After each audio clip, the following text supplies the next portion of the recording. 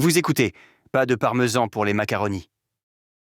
Un livre écrit par Bernard Mollet et lu par la voix modélisée de Nicolas Charbonneau. Pas de parmesan pour les macaronis. Bernard Mollet. Retraité, mais actif. Enfant du Nord, mais vivant au Sud. Fonctionnaire tranquille, mais devenu cuisinier stressé. Plongeur sous-marin, mais amoureux de la montagne. Amateur d'humour noir, mais plein de sensibilité. Auteur de billets acides, mais aussi de textes amusants pour des journaux satiriques locaux et régionaux, il était logique qu'il écrive à force d'être lecteur éclectique. Auteur de plus de 70 nouvelles et d'environ 150 articles, 3 textes mis en lecture sur France Inter et honoré de nombreuses fois par des premiers prix et autres récompenses à des concours littéraires, il vient de passer le cap de ses 81 ans et continue à taquiner le clavier chaque jour. Ce matin-là, Lulu s'est levé bien avant le soleil. Depuis une semaine, il a combiné son affaire. Il a mentalement repassé son itinéraire. Il a amoureusement affûté son matériel. Lulu est chasseur, foot safari. Il a ça dans le sang et dans la tête depuis très longtemps maintenant. Mais chasseur d'images, seulement, et son plus beau souvenir de battu n'est pas une paire de vieux trophées desséchés aux yeux de verre accrochés dans le salon, c'est une photo 30x40 de Gino. Gino, lui, c'est un vieux bouquetin de plus de 14 ans, si l'on en croit les bosses de ses magnifiques cornes. Lulu l'a appelé comme ça à cause d'un vieux copain à lui, un Italien, abominablement trompé par sa femme. Et Lulu en sait quelque chose. Son lieu de prédilection, c'est le secteur du col de Fenestre. Lulu l'y avait déjà surpris plus de 4 fois, tantôt côté français, dans un petit creux tranquille, derrière les vestiges du blockhaus, monté là il y a si longtemps, tantôt côté italien, plus bas que les ruines de la caserne.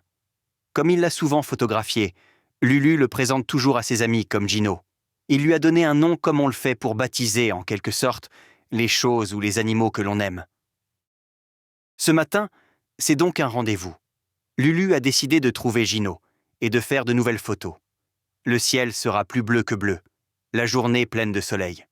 En partant très tôt, il arrivera là-haut et pourra tirer ses clichés s'il découvre Gino, bien avant que l'habituelle cohorte de randonneurs ne vienne perturber le coin à grand renfort de cris et d'appels, de pierres roulantes et de tchoc-tchoc, de cannes métalliques, sur les rochers.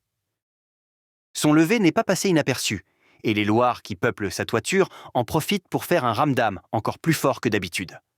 Lulu est prêt et démarre sa voiture, dans un nuage de fumée qui verrait se frotter les mains n'importe quel garagiste.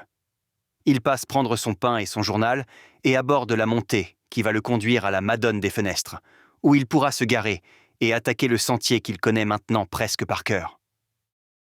À maints endroits, sur cette route plusieurs fois refaite, il évite des pierres, fraîchement tombées des parois de la vallée, fragilisées par les grosses pluies de la semaine passée. Et c'est sans plus d'étonnement que, à quelques kilomètres de son but, dans un passage notoirement exposé aux chutes de cailloux, il arrive devant une sorte de barrage constitué de rochers, de terre et de 2 troncs de mélèze fraîchement déracinés, le tout entremêlé et empêchant tout passage.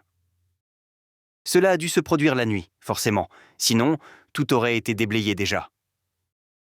Un peu déçu, un peu fataliste, Lulu commence une marche arrière pour trouver un endroit qui lui permette de faire demi-tour. Il a à peine parcouru à la vitesse d'une tortue 500 ou 600 mètres que derrière lui se profilent des phares de véhicules. Prudent, il met en route ses clignotants de détresse pour bien se signaler et descend pour expliquer au conducteur le problème. Il s'agit en fait d'un chargeur, un bulldozer comme on dit souvent, un engin tout jaune vif et assez récent. Après quelques minutes de discussion, il apparaît que l'engin se rend justement à la Madone des Fenestres pour un chantier de quelques jours avec des fouilles, nécessitant l'aide de la machine.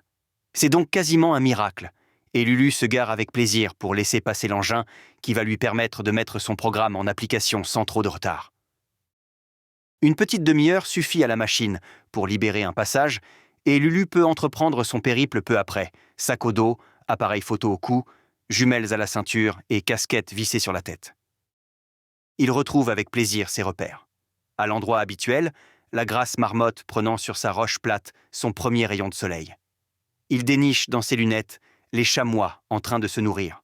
Et plus haut, les jeunes bouquetins en plein délire se servent comme terrain de jeu d'une paroi qu'il faudrait franchir à l'aide de cordes et d'un piolet. Il la parcourt avec une vitesse et une sûreté de pied Inimaginable. Après quelques bons milliers de pas, Lulu a le col en point de mire.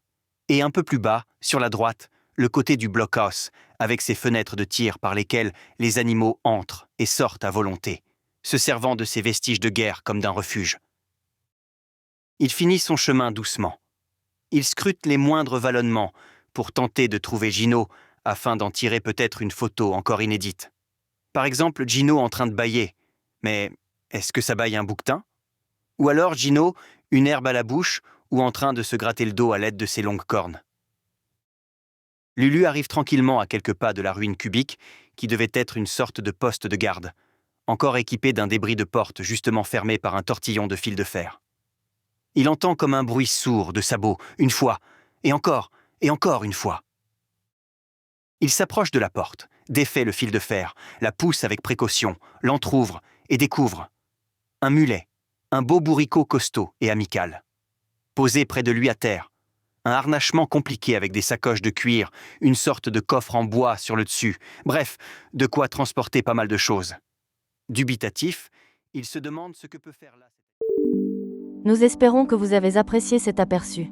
Pour continuer à écouter ce livre audio sur Google Play Livres, utilisez le lien dans la description de la vidéo.